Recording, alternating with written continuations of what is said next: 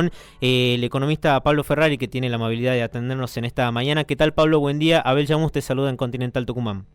Buen día, Abel.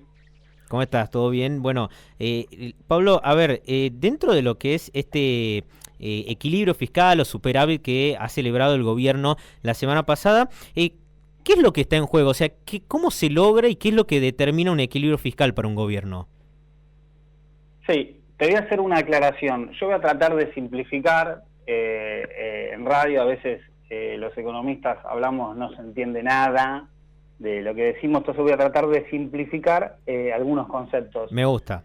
Sí, sí, Lo sí. que está haciendo el gobierno, esencialmente, es recortar salario indirecto. Cuando uno se fija que es el gasto del Estado, si bien tiene muchos componentes, digo gasto del Estado, suena feo gasto, pero se denomina así. Sí. Por ejemplo, vos tenés el tema de tarifas, ¿no? Luz, gas, etcétera. Cuando te subsidian, al no pagarlo vos lo tenés que ver como ingreso propio. Es una forma de salario indirecto. Claro. Porque si no estuviese, vos lo tendrías que pagar de tu salario. Con el transporte ocurre exactamente igual. Todas las tarifas y el transporte. En el tema jubilados, ¿no? Que es la mayor erogación del Estado, jubilaciones. Sí. Lo mismo. ¿Es salario o no es salario? El que trabajó percibe su jubilación. Por lo tanto, es una forma adecuada, desde mi punto de vista, de ver que te recorta el salario indirecto. Entonces, el ajuste que se está viendo, ¿no? Reducir el déficit significa reducir el salario indirecto. Porque, por ejemplo, en el caso de Tierra del Fuego, que hay un régimen especial, claro, todavía eso no se tocó, ¿no? Uno puede decir, bueno, facilita la creación de empleo, etcétera. Sí, pero también es ganancia de las empresas que están radicadas ahí en las industrias propias de electrónica, etcétera.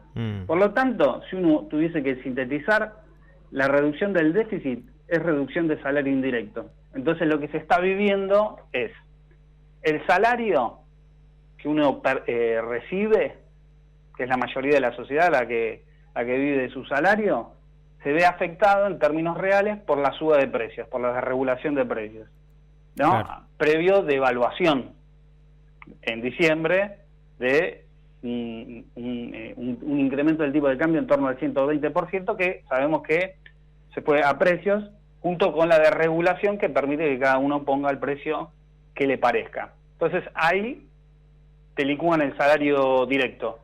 Con la reducción del déficit lo que se está haciendo es reducción de salario indirecto. Esas son las dos grandes medidas económicas que aplicó Milei hasta ahora y que por supuesto se ve afectar a la mayoría de la sociedad.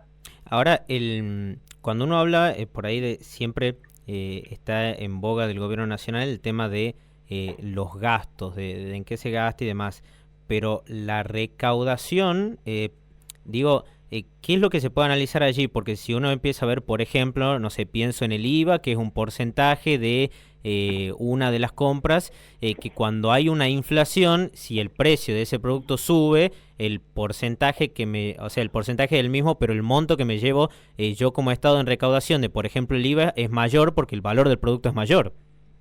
Eso es verdad, pero cuando vos el tema de recaudación debe ser analizado en términos reales. ¿Qué quiero decir? Si se vende la misma cantidad de productos, vamos a decir que todos los productos, leche, pan, etcétera, todo es un producto.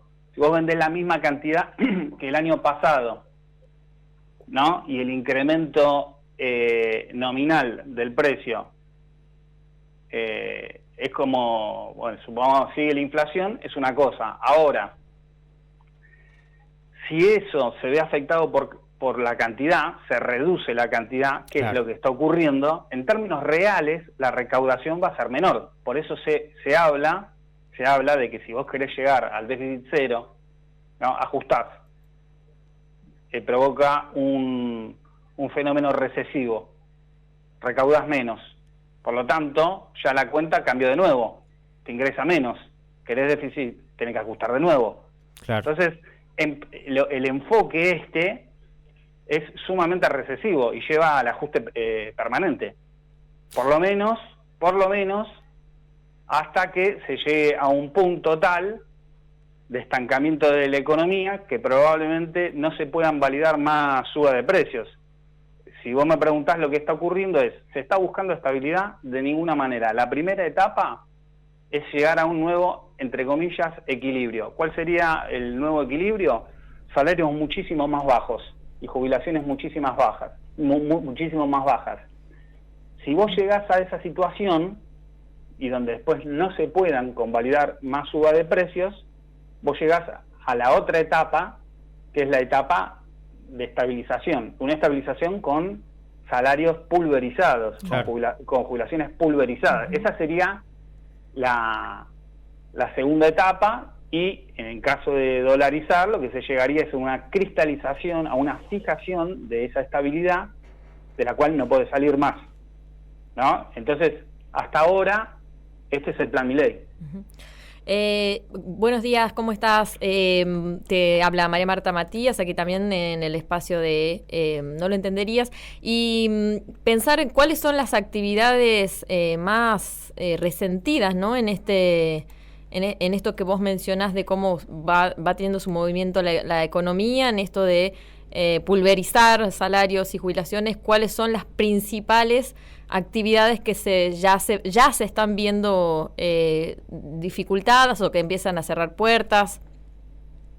Mira, en primer lugar, la construcción, sin lugar a dudas, la obra pública tiene un impulso para la industria de la construcción principal. Además, como aumentan los precios también de los materiales de construcción, uno tiende a decir, ¿es el momento además, por ejemplo, de hacer tal cosa? No, porque es un momento complicado, quizás me conviene guardar la guita. Entonces, eso también se frena por el lado privado, digo, del consumidor que quiere hacer un arreglito en su hogar. La construcción es la madre de las industrias, te tira de industrias principales, como por ejemplo la siderurgia. Vos tenés cemento, volviendo a siderurgia, tenés un montón de metales para la construcción. Sí. Tenés cemento. Cuando se frena eso, ya te tracciona a otras industrias. Eso por un lado. Por otro lado, lo primero que aparece es el tema del comercio. La mayor cantidad la rama que más trabajadores emplea es el comercio. Sí. ¿Y qué se está viendo? Bueno, que se compra menos, ¿no? Sí, sí. Eso es ostensible, muy fácil de visualizar. Entonces, ya hay cierre de comercios. Sí. Los comercios que aún no cerraron están evaluando si cierran en marzo, no todos, ¿no? De una cantidad significativa. Lo dice, por ejemplo, CAME, ¿no? Entonces, el comercio también.